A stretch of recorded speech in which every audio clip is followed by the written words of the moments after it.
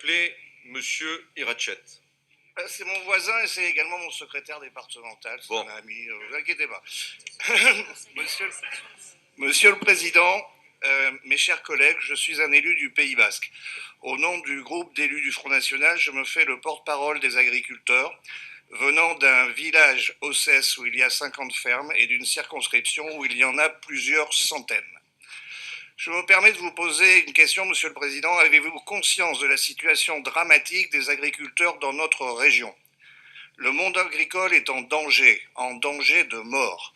En 88, il y avait 163 000 exploitations agricoles sur la surface de l'actuelle région Aquitaine, Limousin, Poitou-Charentes. En 2010, elles étaient moitié moins, 83 000. Les grandes causes, les suicides. Un agriculteur se suicide tous les 2 jours, environ 180 suicides en un an en France, et notre région, malheureusement, n'échappe pas à la règle. Le célibat auquel on pense rarement, mais est décrit comme un fléau. Les jeunes filles de la campagne ne veulent plus épouser un agriculteur par peur de cette vie, 12 heures par jour, 7 jours sur 7, et les fermes des célibataires disparaissent à leur mort. Enfin, les parents n'incitent pas, voire dissuadent leurs enfants, s'il vous plaît. Enfin, les parents n'incitent pas, voire dissuadent leurs enfants de prendre leur succession. Il est vrai que même avec 80 heures de travail par semaine, les agriculteurs n'arrivent pas à se sortir un SMIC.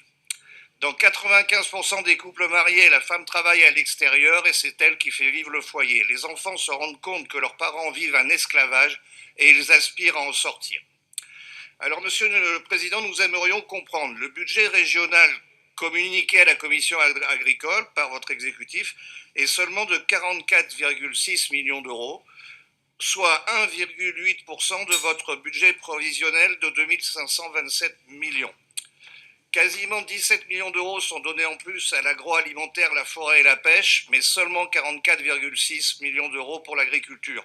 Pourtant, l'agriculture représente 11 milliards d'euros de chiffre d'affaires, soit 7% de notre PIB régional de 158 milliards d'euros. Monsieur le Président, vous vous dites l'ami des agriculteurs et je le crois bien. Mais vous ne leur accordez que 1,8% de votre budget alors qu'il pèse 7% dans notre économie, soit 4 fois moins. Qu'est-ce que cela serait si vous n'étiez pas leur ami? De plus, le budget agricole 2016 montre une augmentation, certes, de 7 millions par rapport à 2015, mais ces 7 millions ont été entièrement donnés dans le cadre de l'épisodie de crise aviaire. C'est certes une bonne chose, mais en réalité, c'est à une stagnation du budget agricole que nous assistons. Vos élus de la majorité se gargarisent de la sanctuarisation du budget agricole, mais encore heureux, il n'aurait plus manqué qu'il baisse face à un tel drame. Pour résumer, l'agriculture est sous-dotée 4 fois moins et on ne change rien, cela va tellement bien. Tout va très bien, Madame la Marquise, c'est le message que vous leur envoyez alors qu'ils souffrent, se sentent oubliés, laissés pour compte, la dernière roue du carrosse. Ils voudraient seulement vivre de leur production, mais ne le peuvent pas, tellement la pression sur les prix est folle, orchestrée par la grande distribution. Dans les 3 élevages principaux, bovins, ovins et porcins, les prix n'ont pas bougé depuis 20 ans, alors que les coûts et les taxes ont progressé d'environ 30%. Monsieur le Président, je pense que vous manquez d'ambition face à la question agricole. Monsieur le Président, nous vous demandons solennellement de vous engager dès aujourd'hui à rétablir le budget de l'agriculture à sa juste valeur, c'est-à-dire au moins doubler le budget agricole d'ici la fin de la mandature, plus 15% seulement par an si vous commencez dès 2016. C'est un devoir moral, mais c'est aussi une impérieuse nécessité car beaucoup de prévisionnistes nous annoncent la disparition de l'agriculture d'ici 4 ou 5 générations. Or, ce serait la fin de l'indépendance nationale alimentaire, puisqu'un pays sans agriculture, nul besoin d'armée pour la servir. Il suffit de la menace de lui couper les vivres. Tous ceux qui sont passés par une école militaire me comprendront. L'agriculture est un secteur stratégique pour l'indépendance nationale. Les aider à leur juste niveau est un devoir. Mais les agriculteurs n'ont pas seulement besoin d'argent, ils sont soumis à un véritable flicage de leur activité, où les contrôleurs de Bruxelles et Paris rivalisent d'ingéniosité et de dureté. Ce flicage, qui est souvent bimensuel et qui peut être hebdomadaire, les épuise. Ils se sentent humiliés, voire persécutés. Ils nous nourrissent et ils en crèvent, et en plus on les humilie et les persécute. Les agriculteurs sont des gens fiers, Monsieur le Président. Personne n'a intérêt à humilier des gens fiers. Cela se terminera dans la violence.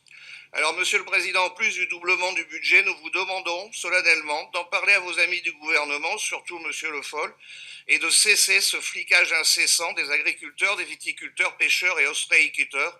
Cela au moins diminuera la pression qui pèse sur eux et cela se permettrait de faire des économies. Comment trouver de l'argent pour nos agriculteurs? Je pourrais par boutade vous suggérer d'en parler avec Ségolène Royal, la sorcière qui fait apparaître l'argent là où il n'y en a pas. Plus sérieusement, je vous suggère de supprimer toutes vos subventions données à des sorcières bien aimées, bien sûr. Plus sérieusement, je vous suggère de supprimer toutes vos subventions données à des associations mondialistes, tiers-mondistes, gauchistes, pacifistes, antimilitaristes, j'en oublie, et qui non seulement ne concernent pas l'Aquitaine, mais en plus ne servent à rien. Elles représentent plus de 200 millions d'euros de subventions, et cet argent est très précisément 4 fois plus fort que ce que je vous demande. Nos agriculteurs, eux, ont besoin de cet argent. Vous pourriez également renoncer à quelques projets pharaoniques comme Pont-Canfranc ou la ligne Sud LGV. Monsieur le Président, c'est un cri d'alarme que nous poussons. Il faut sauver le monde agricole. Nous avons juré de le faire et nous aimerions vous avoir à nos côtés. Je termine cette intervention en vous disant qu'à chaque visite d'agriculteurs que j'ai faite, leur demande était simple et terrible. Seulement parler d'eux et porter leur détresse. C'est chose faite. Merci. Je vais donner la parole à